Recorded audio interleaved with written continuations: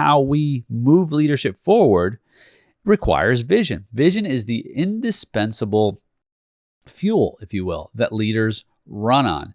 So our vision of the future must be optimistic, and we have to believe that we can reach it.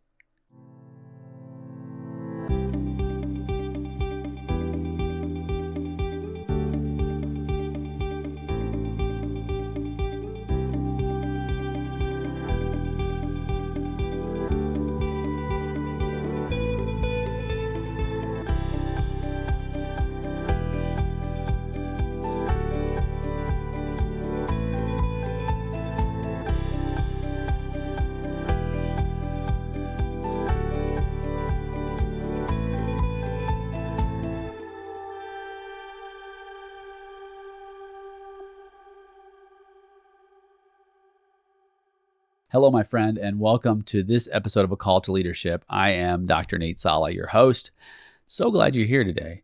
We've been unpacking different aspects of leadership in terms of asking the big question, are leaders born or made? And if you've been following this series, then you would have started with the first weekend installment, which was on integrity. And of course, then we covered intelligence and sociability.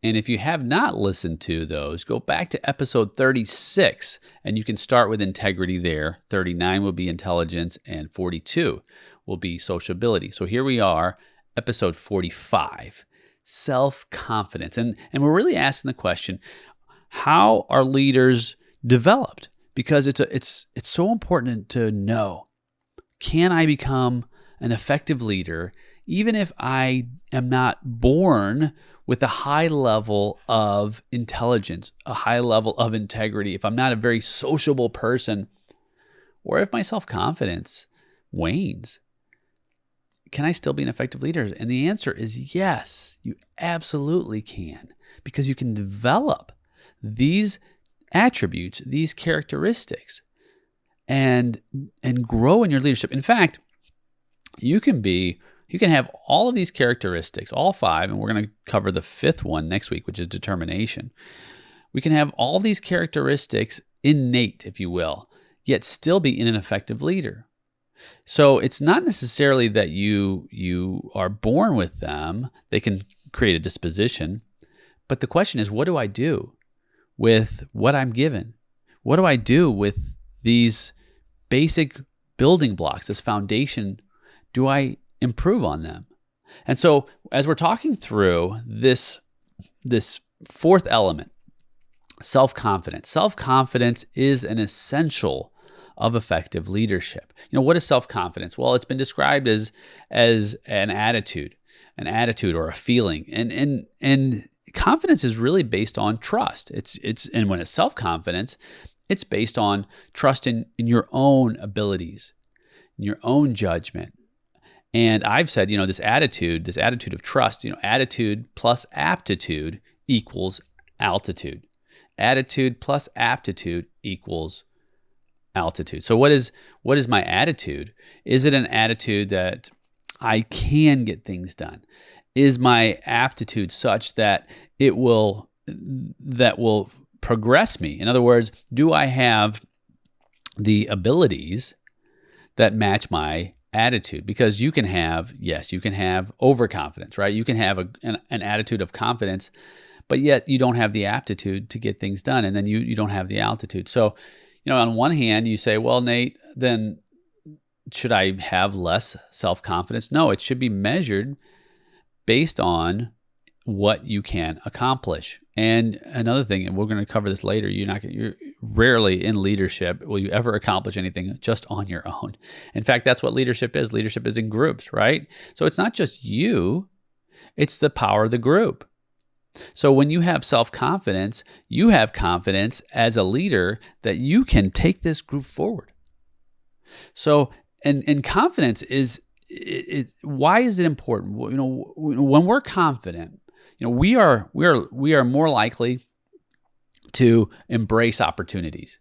We're more likely to embrace people and not back away from what's possible. And when we're confident, if maybe we fail, but we try again. So when the confidence is low, we might even make it. We might not even show up. I've been there.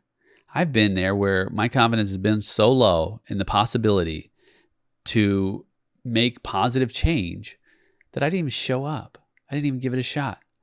And the downside to that can be that I didn't even know whether or not I could get it done, because my confidence level was so low that I didn't even try.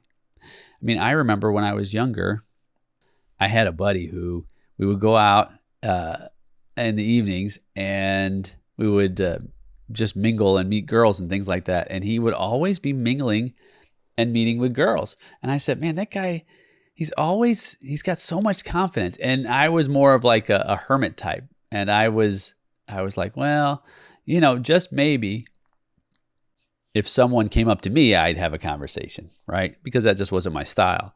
But his confidence level was so high that he was just a natural communicator. And this is actually something we just discussed in the sociability part. And he was able to meet people and just have such great, what would be associated with at least a leadership quality. Again, that doesn't necessarily mean because you're not great at mingling with people that you're not going to be an effective leader. But the idea is that and here's the other part, is that it didn't always work out for him. In fact, he would tell me, he said, Nate, if I talk to 20 girls, there's possibility that one of them would actually want to have a conversation with me sitting at the bar talking. And I was like, man, that's like 1 out of 20. It's terrible odds. I don't even know if I'd want those odds. But what's he saying? He's saying that if things don't work out at first, my confidence will help me try again, because failure is not final. It's feedback. Giving up is. So, and if you've been listening to the show, you've heard me say that it always bears repeating, because when we have this sense of ability, what we can do rather than can't do, rather than saying no, but having an attitude of yes, and it opens the door to possibilities, because leadership, by definition, and how we move leadership forward requires vision. Vision is the indispensable fuel, if you will, that leaders run on. So our vision of the future must be optimistic, and we have to believe that we can reach it. We have to believe that we can reach it. So, why does it matter? Why does it matter? Because in leadership, who wants to follow someone who isn't confident about the future? If you say, boy, the future looks really bleak, and I don't even know if there's a possibility that we're going to reach our desired end place. So, hey, who's all ready to jump on board? Not many people. Now, you can say it's going to be difficult. You can say it's going to be challenging. You can say that the odds are against us. But I am confident, based on our mutual abilities, our aptitude, our tenacity, so many factors that lead us to be able to accomplish this, that we will emerge victorious. That is the attitude of someone who is confident. And it matters. It matters greatly, because, we get to release self-doubt. And it's not that you don't have doubts, but you have to release. See, doubt is like a shackle, and it binds our behavior. It binds our feet, our arms, and it keeps us from trying to overcome the obstacle. And so we've got to release fear, doubt, disbelief, and the anxiousness that comes with the worry of failure. Because we're going to fail. In fact, failure has been one of my best friends. I fail so much, but they're small failures. I try not to fail big. I think Jim Collins said, fire bullets before cannonballs. And so the idea is have small failures, because once you can have a small failure in an area, then you can have a victory. And then victories build confidence, small victories. And then so when we're talking about self-confidence. Self-confidence is often based on the past. Your past story. And so your past story, guess when that is? It's after the moment, the present. So everything we do now then goes into the past. So if I map my present out to have small victories, then it will be a past story. And that past story I can pull to the present and the future to help me build confidence. So when my story today doesn't have any victory, when it doesn't have any if you could look at Maslow's hierarchy, right? If I don't have my physiological needs met, if I don't get rest and nourishment, if I'm not in a place to where I can safely make decisions, right? If I'm in a position of scarcity or a position of fight or flight, or if I'm in a position of basic survival, then I'm going to have trouble in building the past, if you will, building the memories of self-confidence. If I'm not in a position where I have belonging, love, family, then as Maslow said, I can't build on that esteem need, right? External would be like a respect, and internal would be my own beliefs or my based on my self-efficacy or my locus of control. Now, you can usually tell people that have low confidence from high confidence by how they speak, right? In fact, I remember when my son was little, he needed to get in a doorway and he couldn't because his arm wasn't just long enough to open the door to reach it. And he said, "Daddy, I need to get in." I said, "Well, you go ahead and try." He said, "I can't." I said, "Don't say you can't. Find a way. Find a way. Look around the room. See if there's anything that you can grab that will help boost you up so that you can reach that door." And so he looked around and he found, it wasn't a stool, I think it might have been a book, one of my books. And he reached that door and he was able to open it. I wanted him to move so desperately. I wanted him to move out of an I can't mindset to an I can mindset, because that, my friend, changes everything. It's life-changing, truly life-changing, because our beliefs shape our decisions. They shape our choices, and we're meaning makers as humans. We're constantly making meaning, oftentimes to validate what we believe. So if we believe that we can't do something, then our minds are then meaning making to validate that belief that there's no way we can do it. But if the belief is, we'll find a way.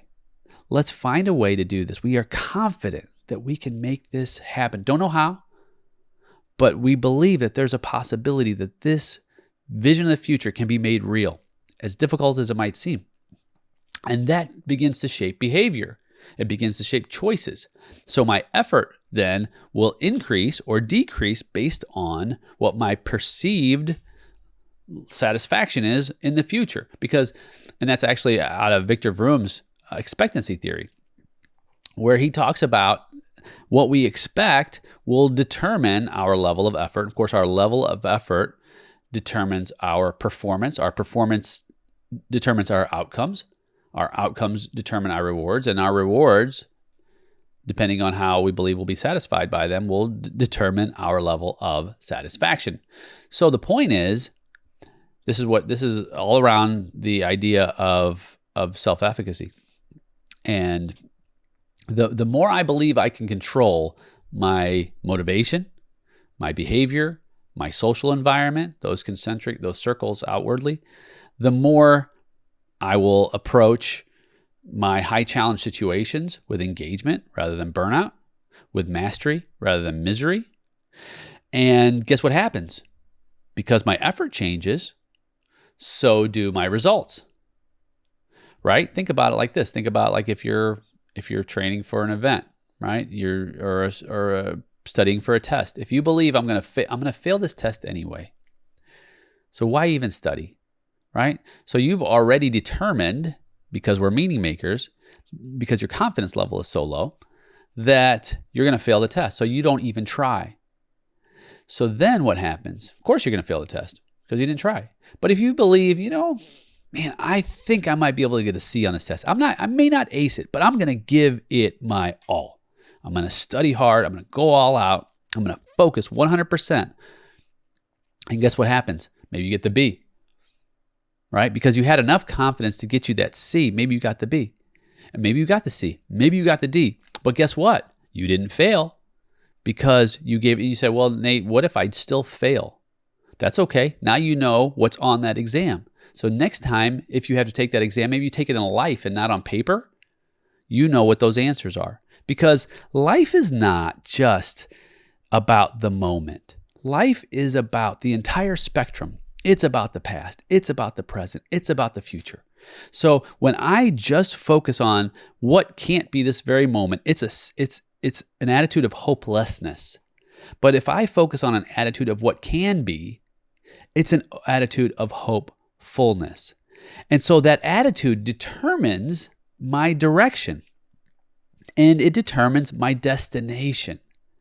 So having an attitude that I can control my behavior, I can control my motivation, I can control my outward social environment, having that self-efficacy then impacts what actually happens in my life. So for me, I give you an example. I wanted to complete a half Ironman triathlon, 70.3 miles, right? So they're called Ironman 70.3, I guess because maybe the folks at Ironman didn't want people to think that they were half an Ironman, but nonetheless, or an Iron Woman, or whatever you want to call yourself. It's basically let's see, what is it? It's a 1.2 mile swim. It's a 56 mile bike ride, and it's a 13.1 mile run. And so I trained, and the event finally came, and it was grueling. The weather was just terrible. One of my buddies and I went, and it was raining that morning, and he was even like, man, I don't want to even do this. It's like, we got to do this. We've been training all summer. We're ready. Be confident that we're going to be successful. And so we get out there, we got our wetsuits on in the lake, and it's pounding rain, just pounding, and you can't even see the buoys. You can barely see them. All these people flapping and like trying to figure out how to get to the end there. Finally get to the end, get on your bike, and the rain, because you're riding and the wind is just pelleting you with these, it felt like needles of raindrops. And so I'm riding as fast as I can. Sometimes I'm only riding like 10 miles an hour. And so my average speed is probably between 20 and 25. So you can imagine just pushing through those pedals, people were getting knocked off the course because of the winds, and it was slick, and ambulances. And then after 56 grueling miles of riding, I finally was able to start running. And then of course the sun comes out and it's hot and muggy. So exhausted, jogging, and it was all rural area. So the miles felt so much longer. When I did the Chicago Marathon, the Bank of America Chicago Marathon, it was in downtown Chicago.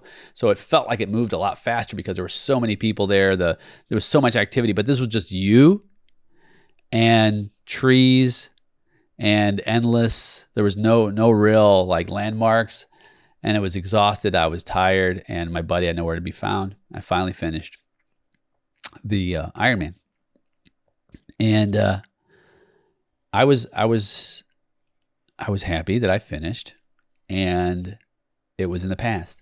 And I tell you that story to tell you this. It wasn't just because of that event. I was confident I was going to finish, and because of that confidence, yes, I finished. But what happened from that? It prepared me. So that's what I was telling you about victories building courage. You've got to create victories in your own life to prepare you for the future so that you can be confident in the next high challenge situation. So being a person who does accounting and tax, I've been doing this for almost 30 years. Almost 30 years ago, I was a lot younger. I could work till 12, 1, 2 in the morning during our busy time, and I'd be okay. Well, fast forward to my age now, much older, and it's tougher. And so this last year, I was doing taxes, and it was late. It was about 12, 1 in the morning, and I was beginning to get fatigued. And I remembered, I was like, man, I just need to check out. But I remembered that I finished that race strong. And that confidence began to well up inside of me. It's like, Nate, you're an Iron Man. You can do this. You can work a little later. Come on, man. You've got this. And guess what? It built confidence inside of me so that I then could finish strong. So what happens then? What happens is you can develop more confidence by having small victories. Find something that you can give yourself a victory in. And then you will slowly develop your confidence in different areas. And honestly, I look for those things all the time. Even today, I look for ways to challenge myself so that I can continue to build my confidence and believe that it's achievable. You know, belief is interesting. It's interesting. The word is interesting. Some say that it shares language with to be living. To believe is to be living. So when you believe something, you're actually living it out. So to believe, it's an action word. And so if you believe in yourself, right? So believe in yourself. So some examples, how to develop self-confidence. Have a confident smile. You know, engage with your eyes, with your stance, with your calmness, right? Walk in a mindset of the possibility of what can be rather than what can't be.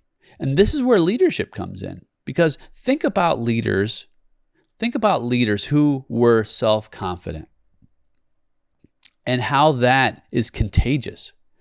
Think about a Rosa Parks. It took a lot of confidence for her to not sit at the back of that bus. It took a lot of confidence. And that spurred a movement. Say, you know what? I'm going to be confident to do it. I mean, think about people who had the confidence to do what was considered impossible. Think of Roger Bannister. Who's Roger Bannister? He was the first person to complete the 4-minute mile back in the 1950s. And so recorded, at least all these people, right? All these people tried, but he had the confidence, not only confidence, remember attitude plus aptitude, right? He had the aptitude as well to finish strong. It's related. And then what happened?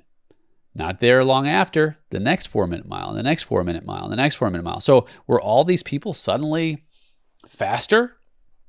No.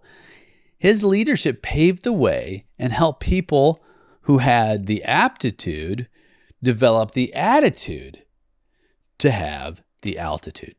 That's how it works.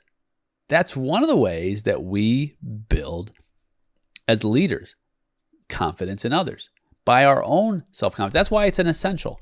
You know, self-confidence is an essential to effective leadership, because you don't want to follow anyone. I don't want to follow anyone, nor do I want to be a leader. And I know you don't want to be a leader who believes that there's just no way we can get to where we desire to go. No, we find a way together. You don't have to come up with all the answers. In leadership, whether it's a business, whether it's family, whether it's in general life, if you're in a business now and you think, oh, Nate, I got so many problems. I don't know how we're going to figure this out, right? One of my first questions to you is, are you sharing those concerns with your team? Are you sharing the big vision and the incremental steps with your team to ask, hey, look, I am so confident in this team.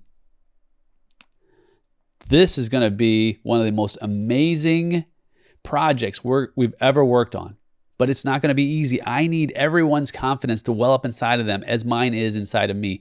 And we must begin to brainstorm and put on paper and on the board all the ways that this adventure is going to make sense, every pitfall we're going to have along the way, and let's devise a plan to make this vision real. Now, how much better is that approach than saying, you know, I've been thinking about it a lot, guys, and I came up with the decision that we're going to shelf this project because I just don't think we can get it done. Like, whoa, what happened to leadership developing a plan with followership together? I mean, that's one of the reasons why we even have organizations, is because we work together as a team, a cohesive, synergistic team who together with collaborating minds are so much greater than the individual. So have confidence in your team by empowering them to have confidence in themselves, because you are all worthy to achieve greatness and to aim for it with every ounce of confidence that you can have. So, always like that. It's not always a situation where my confidence gets me through a challenge. Sometimes confidence is shaken. Sometimes you're on the ropes. I know I've been there. I know that, gosh, it was 2011. I had suffered the most devastating business loss to date in my life. I almost lost everything.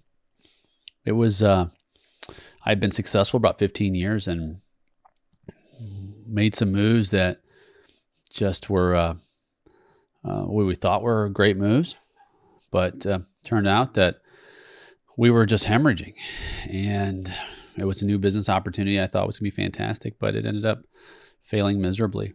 And my confidence, friend, it was on the ropes. I was reluctant as an entrepreneur. I was an entrepreneur. I was a serial entrepreneur.